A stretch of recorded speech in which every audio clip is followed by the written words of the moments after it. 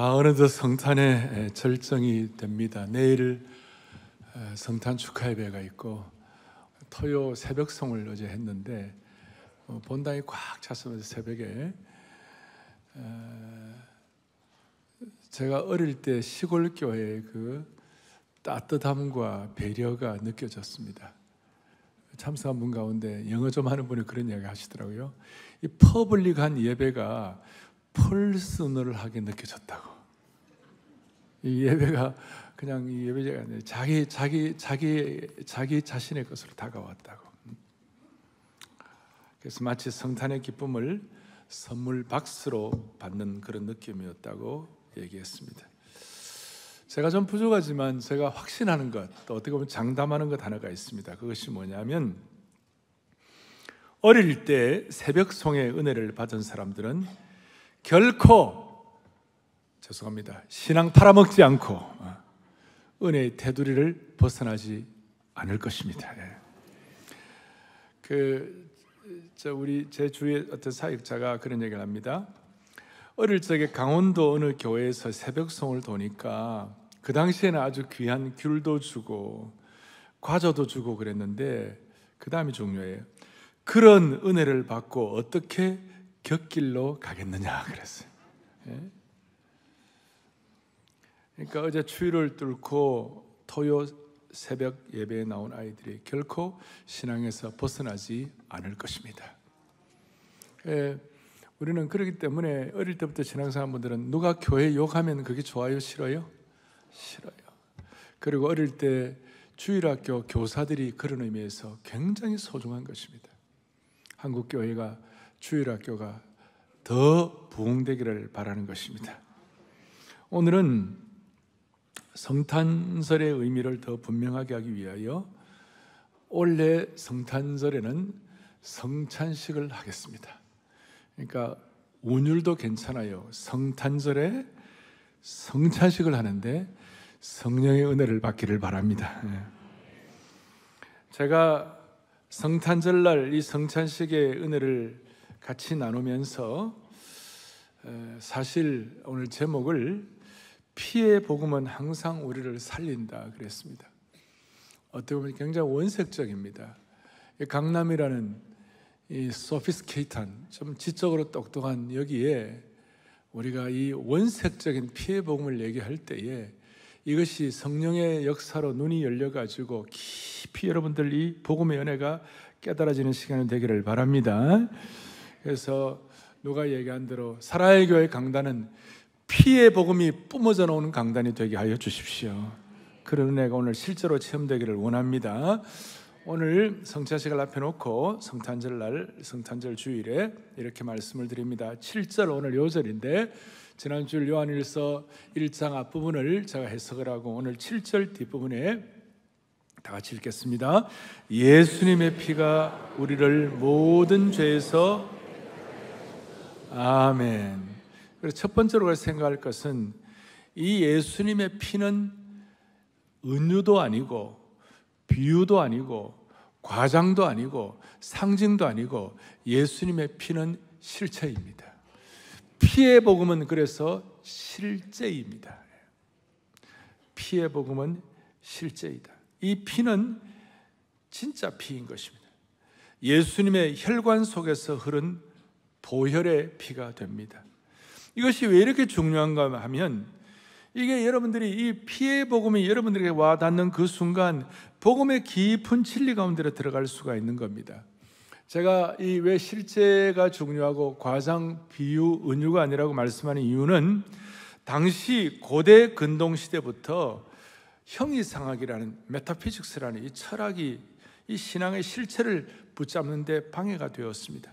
그래서 바울은 골로새서 2장 8절에 누가 철학과 헛된 속임수로 너희를 사로잡을까? 옛날 그 번역은 너희를 노략할까 주의하라 그랬습니다. 철학이 뭐 귀하죠. 밝은 학문이라고 그러는데, 근데 어설프게 철학을 하면 오히려 회의만 조장해가지고 예수님 깊은 복음에 들어가지 못하게 하는 것이고, 그러나 진짜 철학을 하면 예수님을 믿게 될 것입니다. 어설픈 과학을 하면 하나님 없다 그러지만 진짜 제대로 과학을 하면 하나님의 살아계심을 깨닫지 않을 수가 없는 것이죠. 그래서 오늘 사도 요한이 요한 서신을 쓴 이유 중에 하나가 그 당시에 사상적 큰 흐름을 가져온 영지주의를 배격하기 위하여, 노스티시즘, 영지주의를 배격하기 위하여, 그리고 영지주의의 핵심 중에 하나가 영이신 거룩하신 하나님이 어떻게 하찮은 인간의 몸을 입고 오실 수가 있겠나, 이렇게 생각하는 것입니다. 그래서 예수님의 오늘 이 성육신을, 이 땅에 육신으로 오심을 부인하는 것입니다. 그러니까 예수님이 육신으로 왔다 그러지만 사실은 육체를 가진 것처럼 보였을 뿐이라는 거예요. 이걸 어려운 말로 가현설이다, 그런 얘기를 합니다. 근데 중요한 것은 여러분, 예수님이 육신으로 오지 않으시면 진짜 피를 흘릴 수가 없는 겁니다. 말씀이 육신이 되어 우리 가운데 거하셔가지고 우리를 위하여 피를 흘려주신 주님을 찬양하는 것입니다. 다른 말로 하면 예수님이 육신으로 오심을 부인하면 피의 복음이 흐려지는 것이죠. 다시 이 강남 한복판에서 오늘 이 피의 복음이 여러분들의 머리끝부터 발끝까지, 머리의 정수리부터 백회열부터 여러분 발끝까지 다 덮어주시는 깨닫는 축복이 있기를 원하는 것이에요. 다시 한번, 예수님의 피가 우리를 모든 죄에서 뭡니까? 깨끗하게 하실 것이요. 이게 실제의 피라는 것이 얼마나 확실한지, 예수님께서 십자가에, 이 땅에 오셔 십자가에 돌아가셨을 때 요한복음 19장 34절을 보니까 그 중에 한 군인이 상으로 옆구리를 찌르니 곧 피와 물이 나오더라 그랬어요. 죽었는지 안 죽었는지 확인하기 위하여 허리에 로마 군인이 창을 찔렀는데, 이제 피와 물이 분리되어 나오는 것은 육신이 죽었다는 걸 증명하는 것이죠.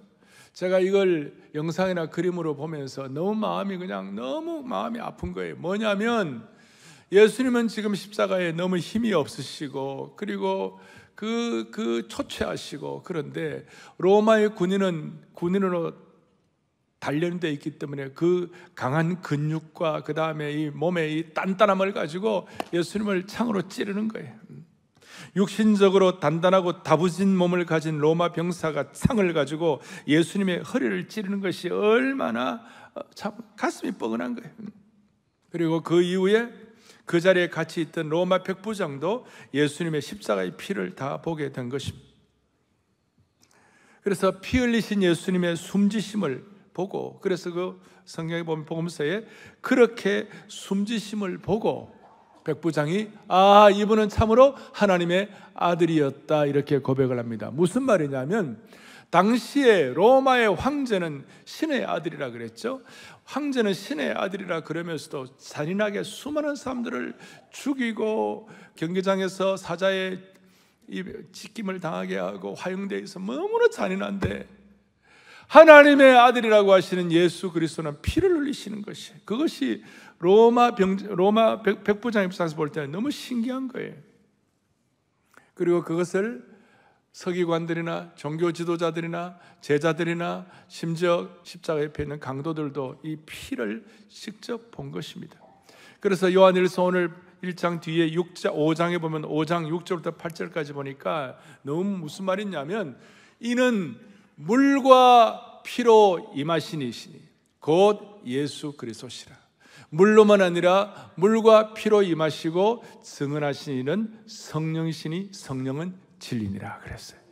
자, 여기 세 가지, 하나는 물이 나오고, 하나는 피가 나오고, 하나는 성령이 나온 거예요. 그래서 이 세 가지가, 이 피가 실제라는 것을 증언하는 것이에요. 7절 제 얘기가 아니고 증언하는 이가 셋이니, 첫 번째 뭡니까? 성령과, 그 다음 뭐예요? 물과 피라. 이 셋은 합하여 하나이니라. 피의 복음, 이거는 피의 복음은 실제이다라는 것이 누가 증거하는 겁니까? 첫째 뭐예요? 물과, 그 다음 뭐예요? 피와, 그 다음에 성령이 증거하는 거예요. 이거 무슨 뜻이냐? 물은 세례를 의미하는 것이에요. 왜 이 물이 증거하는 것인가? 예수님은 물 세례를 받을 필요가 없어요. 그래서 예수님이 물 세례를 받은 필요가 없는데 불구하고 물 세례, 요한의 세례를 받으셨어요. 그리고 요한의 세례를 받은 그것이 왜 증거가 되는가? 여러분, 요한의 세례는 회개의 세례라고 그랬어요. 마가복음에도 나오고 다 나오는데, 요한의 세례는 물 세례이자 회개의 세례인데 예수님은 완벽하게 무죄한 자이시기 때문에 물 세례나 회개의 세례를 받을 필요가 없는 거예요. 그런데 우리가 죄인이니까 우리의 문제를 해결하기 위하여 우리 대신 죄인의 자리에 주님이 서 주신 줄로 믿습니다, 이거예요. 그래서 회개의 세례를 주님이 받으신 거예요. 그게 물 세례예요. 이것이 예수님의 피의 복음의 시작이고, 그 다음 예수님이 피를 흘리는 것은 십자가에 흘리셔가지고 물 세례를 통해 예수님의 공생애를 시작하시고, 십자가의 피 흘림으로 말미암아 예수님의 공생애를 마치신 것이에요. 그러니까 시작과 마침을, 그렇구나, 물 세례를 통하여 우리의 죄인의 자리에 주님이 서주셨고, 예수님께서 십자가의 피를 통하여 공생애를 마치신 것, 그것 때문에 우리의 모든 죄의 문제가 해결된 줄로 믿습니다 라고 깨닫도록 영적으로 우리에게 깨달음을 주신 분이 성령이시다, 이 말이에요. 그래, 오늘 이 말씀을 듣고, 오늘 수많은 분들이 오늘 이 말씀을 듣고, 방송으로 듣고, 또 우리 별관에서 듣고, 또 심지어 대부도에서 듣고, 다 이 말씀을 듣는데, 이 말씀을 듣는 모든 분들에게 세 가지, 물과 피와 성령의 증언이 여러분들이 있기를 바라는 것이에요. 물과 이 세 가지가. 그래서 오늘 첫 번째, 피의 복음은 뭐예요? 실제이다. 물과 피와 성령이 증언하는 것이다. 그다음 두 번째로는 피의 복음이 우리를 살리는 것입니다. 그 결과 피의 복음이 우리를 살려주시는 것이에요. 많은 사람들이 예수님의 이 땅에 오신 성육신에 대해서 막연하게 생각하는 분들, 오늘 우리 성찬식을 앞에 놓고 있는데, 예수님은 우리 구주이시겠지, 예수님은 역사에 등장하셨겠지라고 적당하게 깨달음을 갖고 계시는 분들은 오늘 예수님의 피의 복음 앞에 가까이 다가앉기를 바랍니다. 이 피의 복음이 다시 한번 여러분 머리부터 발끝까지 임하기를 바랍니다. 그리고 이 피의 복음이 우리를 살려주시는 거예요. 피의 복음은 항상 나를 살리는 것이에요. 반대로 피의 복음에 생명의 역사가 없으면 우리의 생명이 헤매는 것이에요. 자, 한번 따라합시다. 피의 복음은 우리를 항상 살린다. 이 피의 복음이 우리를 어떻게 항상 살리는지 명확하게 보여주는 구절이 있어요. 그것이 뭐냐면, 예수님께서 6월절에 십자가를 지시기 전날 마지막 만찬을 하시면서 주님이 그때 하신 말씀이 누가복음 22장 20절인데 같이 보겠습니다. 이 잔은 내 피로 세우는 새 언약이니 곧 너희를 위하여 붓는 것이라. 아멘. 자, 이 잔은, 이 예수님의 피의 보혈의 잔은 내 피로 세우는, 뭐라고 그랬습니까? 새 언약이다, 새 언약이다. 이 새 언약을 세우는 그리스도의 보혈의 피는 상징적인 피가 아니라 주님의 실제적인 주님의 보혈의 피였습니다. 이 보혈의 피를 믿는 자들마다 놀라운 것은 여러분들이 새 언약의 세계로 들어가도록 만들어 주시는 것이에요. 그러니까 우리는 이전에는 옛 언약, 소위 구약에서 나타난 옛 언약으로 우리가 살았는데, 우리는 오늘 예수님의 보혈의 피를 우리가 믿고 이 보혈의 피를 성령님을 통하여 깨닫는 하나님의 백성들에게는 모두가 다 예외 없이 새 언약으로 들어가는 줄로 확신합니다. 새 언약으로 들어간다. 그러면 새 언약으로 들어간다는 게 뭐예요? 새 언약으로 들어간다는 게 우리를 살린다는 것인데, 예수님의 피가 어떻게 우리를 살리시는지를 알기 위하여 예수님께서 그의 피로 세우신 새 언약의 세계가 무엇인지를 알아야 되는 것입니다. 옛 언약은 구약에서 하나님과 이스라엘 백성들과 맺은 언약인데, 대표적으로 시내산에서 모세를 통하여 율법으로 주어진 모세의 언약이었습니다. 이 언약은 하나님의 율법을 순종하면 축복을 받고 불순종하면 저주를 받는 옛 언약이었습니다. 구약에 하나님의 신실한 종들도 애써서 순종을 하지만 우리가 인간의 연약한 몸을 갖고 있기 때문에 옛 언약인 그 옛 언약, 율법의 언약은 우리가 언젠가는 못 지키게 되어 있는 것이에요. 아무리 발버둥을 쳐도 언젠가는 못 지키게 돼. 그러니까 우리가 옛 언약을 통해서는 우리가 늘 자신을 돌아보지만 늘 우리가 안타깝고 주님 앞에 얼굴이 죄송하고 그런 거예요. 그래서 옛 언약의 결과는 뭐냐면 우리에게 있는 그 불순종을 통한 저주가 늘 우리 근처에 가까이 있는 것이에요. 그러니까 저와 여러분들이 피해 복음이 우리를 살린다는 말은 이 옛 언약의 저주 속에 있지 아니하고 놀랍고도 놀라운 새 언약의 차원으로 들어간다 이 말이에요. 오늘 주님이 이 땅에 육신의 몸을 입고 오셔가 피를 흘리셔갖고 단번에 영원한 속죄를 허락하심으로 말미암아 주심으로 말미암아 새 언약에 들어감으로 말미암아 여러분과 저에게만 모든 저주가 물러간 것이에요. 옛날에는 동물의 피로 단회적으로 한때 한 번씩 속죄받고 한때 뭐 그냥 마음이 좀 깨끗한 마음 같고 뭐 이런 정도 되지만 그거는 그냥 단회적이고 또 반복해야 되는 것이고 이것이 영원성이 없어요. 그런데 예수님이 땅에 오셔서 피 흘려주심으로 말미암아 이것이 우리를 살리는 은혜를 받게 해주셔서 히브리서 9장 12절에 놀라운 말씀을 하고 있습니다. 다 같이 우리 또박또박 보겠습니다. 염소와 송아지의 피로 하지 아니하고 오직 자기의 피로 영원한 속죄를 이루사 단번에 할렐루야 단번에 어디에 들어갔다고요? 성소에 지성소에 들어간 것이에요. 그래서 이 옛 언약은 늘 부족한 것이 많은데 옛 언약에는 이 저주가 숙명이었는데 새 언약에 들어감으로 말미암아 죄에 대해서 완전하고 최종적인 속죄를 이루게 하여 주시옵시고 이 피의 복음을 통하여 믿음으로 의롭게 되고 로마서 5장 9절 보니까 너희 피를 인하여 너희가 의롭게 되심을 받으셨다 그랬어요. 너무나. 그래서 여러분 사탄은 이걸 깨닫지 못하도록 별짓을 다 하는 것이에요. 다시요. 자, 옛날에는 우리가 저주가 숙명이었어요. 그래서 사람들이 벌벌벌벌 떠는 거예요. 예수를 믿어도 장래가 내가 어떻게 될까 늘 걱정이고 저 점집에 교회 다니는 권 사람들이 가갖고 하교하여 주시옵소서 그러고 앉아있고 별짓을 다 하고 있고 여러분 오늘 이 성탄절을 완전히 마음에 잡아야 될 것이 뭐냐 사랑하는 우리 형제자매 여러분 주의 백성들 피의 복음을 믿는 사람들 물과 피와 성령의 은혜로 이걸 깨달은 사람들에게는 모든 저주가 물러간 줄로 믿습니다. 그러니까 오늘 이 예배를 드리면서 삶에 그동안 쌓여왔던 수많은 아픔과 상처와 저주가 새 언약을 통하여 최종적으로 정리된 줄로 확신하옵고 여러분들 떡과 피를 그리스도의 떡과 잔을 보혈의 피를 기념하면서 이것을 확증하시기를 바라요. 그래서 이 성찬은 우리가 눈으로 보는 말씀이에요. 눈으로 체험하는 살아있는 말씀이에요. 그러니 여러분들 다시 한번 내가 내 장래가 어떻게 될까? 나나 뭐 어떻게 살게 되나? 이런 모든 마음의 짐과 고민으로부터 주님이 완전히 여러분들 해방시킨 것을 체험하시기를 바라는 거예요.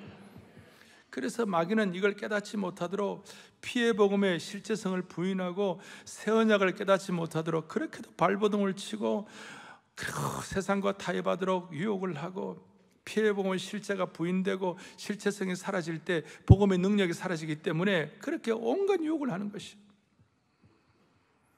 그래서 이 피의 복음이 없으면 우리는 죽는 거고 우리에게 임한 저주가 물러가지는 않는 것이고 피의 복음을 통하여 우리의 삶의 모든 저주가 물러가는 줄로 믿습니다. 그래서 여러분들의 혈관 속에는 뭐 우리가 피가 A형이다, B형이다, O형이다, AB형이다 그러는데 이제 우리 혈관 속에는요 보혈형이에요. 새 언약형이에요. 새 언약 B형이 된 줄로 믿으셔야 되는 것이. 그럴 때에 우리가 주님의 이 피의 복음을 깨닫는 순간 이제 걱정을 여러분 장래는 주님께 다 피의 복음 피의 능력에 맡기고 나의 죄를 씻기는 예수의 피밖에 없네. 평안함과 소망은 예수의 피밖에 없네. 그래서 이 모든 저주가 물러간 줄로 믿습니다. 자, 그걸 구체적으로 깨닫게 하는 하나의 구약의 모형, 타이폴로지, 상징이 뭐냐면 대속죄일이 되면 염키플 대속죄일이 되면 대제사장은 그날 금식을 하고 염소 2마리를 잡아요. 2마리를 가져와 가지고 제비 뽑기를 해 가지고 한 염소는 여호와께 바치고 그 잡은 염소의 피를 지성소에 뿌리는 거예요. 그리고 다른 한 마리의 염소는 어떻게 하느냐? 광야로 쫓아내는 거예요. 대제사장이 그 염소의 머리 위에 손을 얹고 이스라엘 백성들의 모든 죄를 다 거기에 덤터기를 씌우고 다 전가를 하고 다 거기다 다 성가를 해가지고 그 염소를 쫓아내는데요. 제가 40여 년 전에 이걸 16mm 영사기로 해가지고 찍어놓은 그 이스라엘 사람들이 하는 영상을 제가 신학교 처음 들어가 미국 신학교에서 그걸 보는데요. 내가 막 눈물이 막 나는 거예요. 너무 마음이 아픈 거예요. 너무 불쌍한 거예요. 아사셀 양이라고 그랬어요. 모든 저주와 모든 아픔과 모든 상처와 모든 죄들을 그 염소에게다 다 덤터기를 씌우고 전가하게 하고 출습하게 하고 다 쫓아내는 거예요. 오늘 주님이 우리를 위해 피를 흘리셨다는 것은 다른 것이 아니라 주님이 한 마리 어린 양 희생양이 되어가지고 저와 여러분이 받아야 할 모든 저주를 다 짊어지시고 쫓겨나신 것이에요.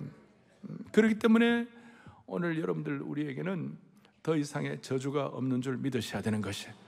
뭐 가게에 임한 저주 그런 것들은 다 예수님의 보혈의 피를 희석시키는 것이에요. 컴퓨터 키보드에 딜리트 버튼을 누르면 삭제가 됩니다.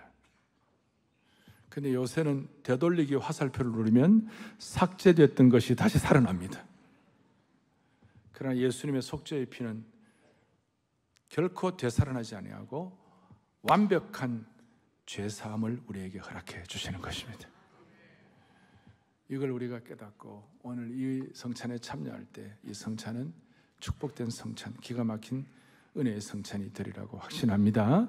에베소서 2장 13절에 이 의로움을 우리가 받고 난 다음에 같이 보죠. 이제는 선에 멀리 있던 너희가 그리스도 예수 안에서 그리스도의 피로 가까워졌느니라. 아멘. 주님과 가까워졌느니라 받았어요.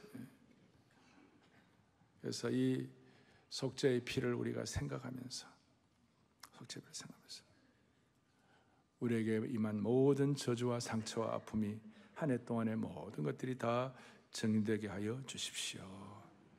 출애굽기 12장 13절에 보니까 실제 피가 문설주 임방에 바르면 그 피를 보고 죽음의 사자가 넘어갔습니다. 죽음의 천사가 넘어갔습니다. 소위 죽음 대신 생명을 얻은 거예요. 피를 바르니까. 여러분과 제가 받은 구원이 우리의 능력에 달려있는 것이 아니라 우리의 마음의 문설주에 예수님의 피를 발라서 허락된 줄로 믿는 것이에요. 내 능력에 의하여 구원받지 않는다는 사실이 얼마나 감사한지. 왜냐하면 우리가 얼마나 제한된 인생인지, 우리가 얼마나 부족한 인생인지 잘 알 거 아니에요. 또 내가 받은 구원이 내 지식에 달려있지 않는 것이 얼마나 감사한지. 요즘처럼 AI 인공지능 시대에 내가 얼마나 제한되어 있는지 내가 이거 알기 때문에. 우리 60대들은 저는 아직 인터넷 뱅킹도 잘 못합니다. 해본 적도 없어요. 저는. 난 앞으로 어떻게 살까? 그것이 아니라 피의 복음의 은혜로 그분께 의탁하면 주님이 길을 열어주시는 것이에요. 내가 받은 구원이 내 의로움과 도덕에 달려있지 않은 것이 얼마나 감사한지. 우리가 얼마나 윤리적으로 부족한지 다 알지 않습니까? 내가 받은 구원이 내 인내심에 달려있지 않은 것이 얼마나 감사한지. 우리가 얼마나 작심삼일인지 잘 알지 않습니까? 우리는 다 형벌을 받을 사람들인데 오늘 내 실력과 내 지식과 내 의지와 내 인내심과 내 도덕에 달려있는 것이 아니라 예수의 피가 우리를 살리는 것이 얼마나 감사한지. 다시 한번 오늘 본문 7절 뒷부분 시작. 예수의 피가 우리를 모든 죄에서 깨끗하게 하실 것이요. 아멘. 오늘 이 성탄절 전날, 이 성탄 주일날 우리의 영혼과 삶이 이 성찬식을 통하여 영적으로 성령께서 깨닫게 하시는 은혜를 한 분 한 분 다 받아 누리기를 간절히 바랍니다.